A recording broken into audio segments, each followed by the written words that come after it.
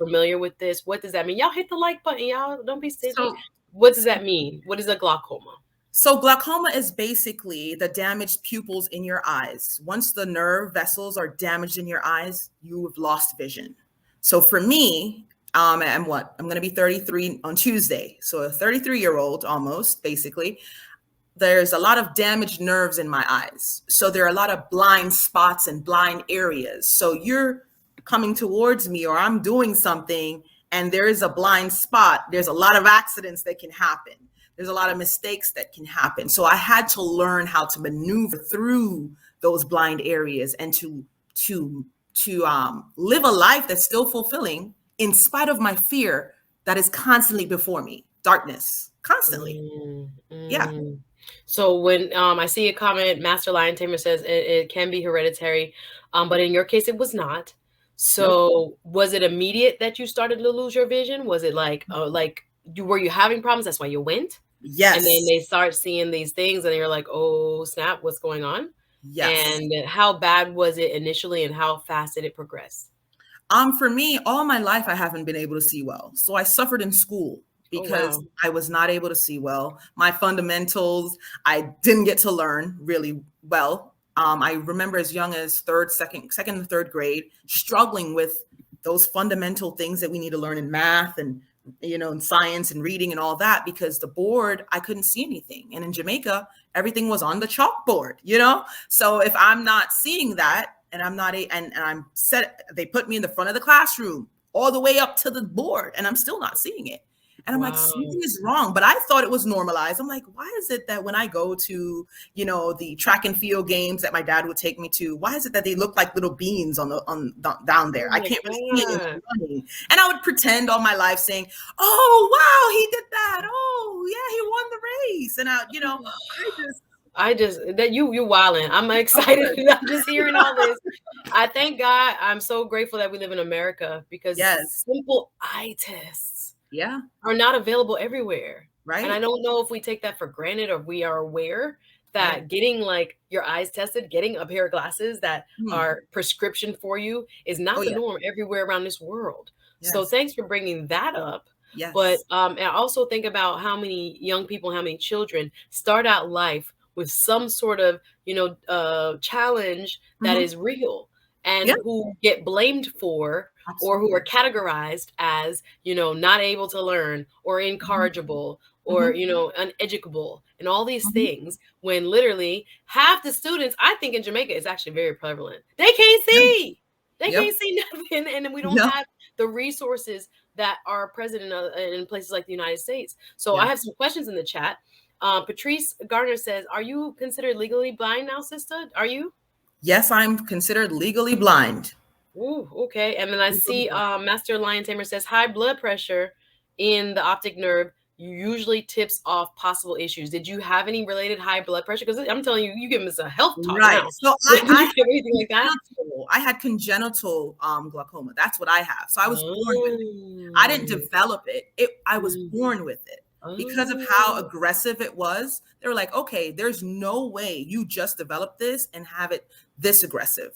And this so your whole life you seeing specks of people. You can't see the chalkboard. I'm sure in your reading assignments, your math assignments, all of your assignments. Yes. You were considered like, oh my God, bad student, because we put that pressure on you. Some Jamaican parents don't play. Oh yeah. So you were literally like suffering in silence. Yes. Wow. That's deep. So the progression was pretty quick. Once you got the diagnosis, was there any treatment? What was that like? I had surgery, and the surgery was the worst thing I've ever experienced in my entire life. The surgery had me debilitated in the room. I had to have everyone moving things for me. The light would trigger this headache that felt like electricity running through my body, that I would shake. And it was scary because it was like a risky surgery, because I was so delicate that I was like, you know what, it's just willing just to try and save what vision I had by them putting a tube in the eye to drain the fluid. So it's still there. I'm still here. You've been slowly losing your vision your whole life. Yes. Yep. All right, y'all better get these likes up. I'm just moved. Yes. So many of us don't know what problems are. Yeah. till we hear what other people have had to live with.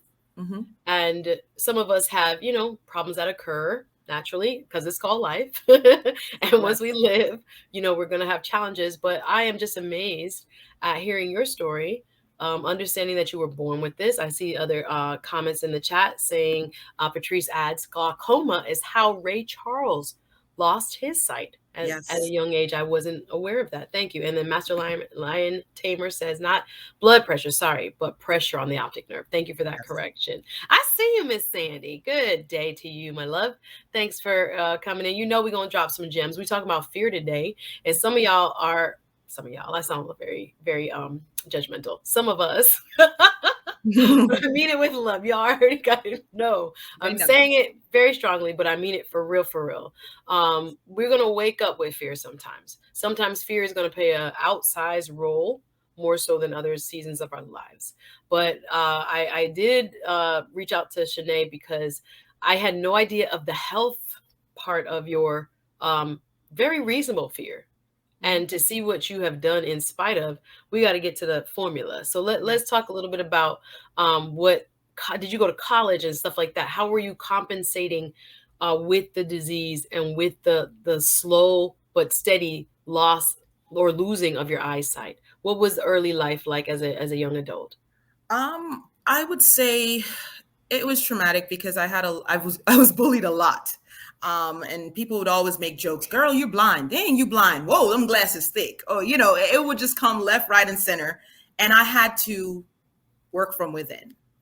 Even in my early adult years, I would say that's when it became real. When dating, I was afraid to let someone in on what my struggles were because when I would Mm, go to dinner with someone mm, who I'm dating, I'm not typically fond of going to a dimmed mm-hmm, dinner table because hey, the menu, I'm going to be squinting, or mm-hmm, he'll see like, what is wrong with this girl? Why is it that she's squinting all the way down to the menu right here in front of her?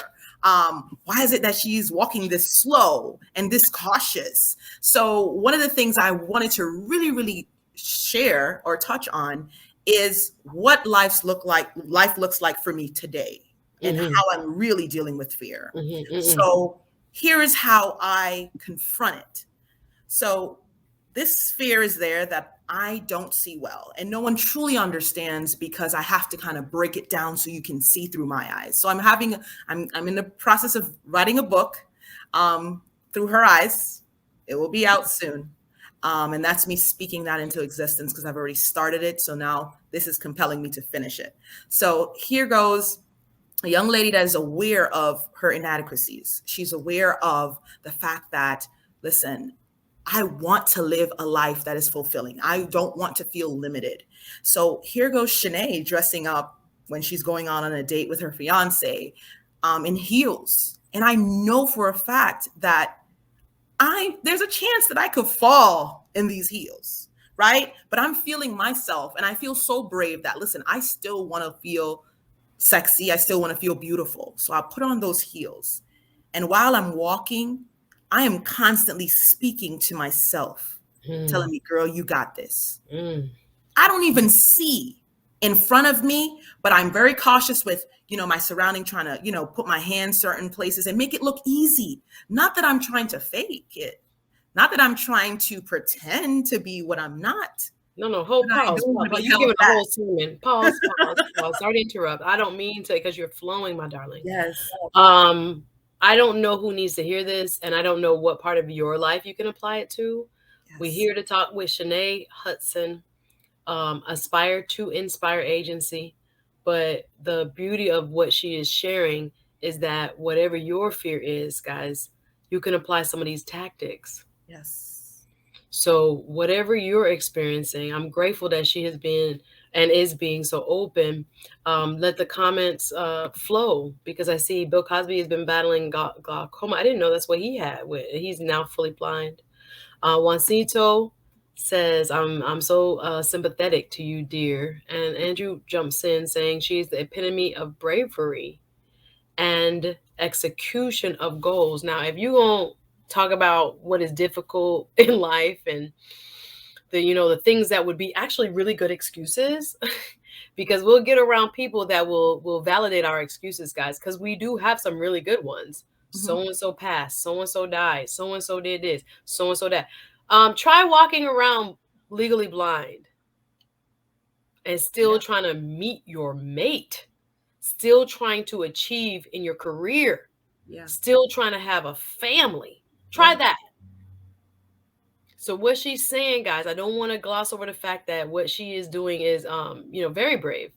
But the beauty of it is we can take some of her technique and apply it to our own lives when it comes to what we are really afraid of. So I'm really grateful for that. Master Lion Tamer says that's a great concept. Sandy W jumps in. That's a coping tactic I use when I have to deal with my own issues. She is really helping people. Absolutely. Thank you. Uncle Stu, the old man on the block, says many military vets fight PTSD daily. Yes. Yet we must all must live our daily lives. And I do yet live. I hear you, sir. Thank you for your service. Thank you for sharing your story with us, says Patrice. You are a brave woman. I salute you. Amen, Uncle Stu. You see people, y'all, we don't know what they dealing with. Yes. Yes. Absolutely. Acting up, acting crazy, Mhm. maybe a little rude, maybe a little short tempered, beeping you in Mhm. in the traffic. You Mhm. don't know why. I mean, like Right. most people are not angry about some people are angry about what's happening in the moment, but there are very many of us that are responding to internal stimuli, things Oh, we cannot yes. see. That's Yes. why y'all gotta be careful how we treat people out here. Yeah. From our kids. Our kids are suffering from internal fear, internal stimuli. They've been in a pandemic. We have been in a pandemic. Mhm. Scared. I remember my little cousin was scared to go back to school. He kept saying he didn't want to go to school. I just realized I'm like, we have been scaring him for over a year. Don't touch anything. Wash your hands. Wear your mask. When it was time to go back to school, he was living like, y'all go put me in school. Right. Right. Did you warn Reasonable. me that I would die if I go to school? Like, Right. but all of us are in one way or another. Go with me here, Uncle Stu, having some PTSD Mhm. to different degrees. Yeah. Not to minimize that. I'm not talking about the diagnosable, like real hardcore. I'm talking about in some instance, of varying degrees. Yes. We got to move past that PTSD. And I'm grateful to hear this woman. They talking about real talk. Absolutely, absolutely. This is the real living in fear. Y'all thought y'all lived in fear though? You thought you had one? You probably still do. But this is some real stuff, guys. And I think in terms of how she has dealt with it, we're gonna get some nuggets. So you go into your own business. You decide, why you just try, kind of alluded to it now. But Mhm. tell me about that part of your journey. So take us there. Take us into Well, you moving into adulthood. So you dating. Finish that yeah. story first. Yeah, So with me dating, finish that that. was always Yeah. something that I was worried about. My Yes. fear of rejection, my fear Yes. of if this Hmm. guy finds out that I have this disease, is he going to want to stick with me? That's a real Hmm. fear. You Amen. know, worried about if this guy's going to leave me when I perhaps lose my vision. So these were fears that Mhm. I lived with, and I just kind of didn't want to get into anything too serious. And then there were times when I did want to get into something serious and I wasn't trusting. So I would never really let the guy in on what I was coping with, what I had to deal with. And, these things were things that were plaguing me constantly. And especially with the working industry, forget it. Working for someone, they would not understand why I had to be this close to the computer, in Mhm. order to Mhm. get the job done. I would get it done, but perhaps my pace would be a little slower. Yeah. Perhaps they would have to make accommodations. And it was just like, what is going on with this young lady? And me explaining to them that, listen, I'm actually legally blind. It's just like, wait, what? So how are you going to do the job? And I would explain that I can still do the job, but I've actually gotten fired from my first job because I revealed that to my employer. I was Oh, working at baby, we Chick-fil-A. should have had a It was like, EEOC. You should bye. have you should have called me. We would have had a claim discrimination. Yeah. I Huh. was fired instantly at Wow. Chick-fil-A. Wow. Oh Wow. yeah. Wow. Wow. Oh yeah. So think about this, guys. You're a young adult. Sky Yeah. is the limit. The world is your oyster. You're trying to date. You're trying to get out there. You're afraid. Oh my God, this gonna help somebody. You're afraid Mm-hmm. to expose what is the most intimate hurt. Now, again, Yes. Again, kinda like piggyback on whatever we said on TLA, what I said was you gonna meet a lot of jokers out here though. And for Yes. example, like she'll attest to you in Miami, we got a lot of bums. So I'm not telling you to immediately expose your deepest, darkest secret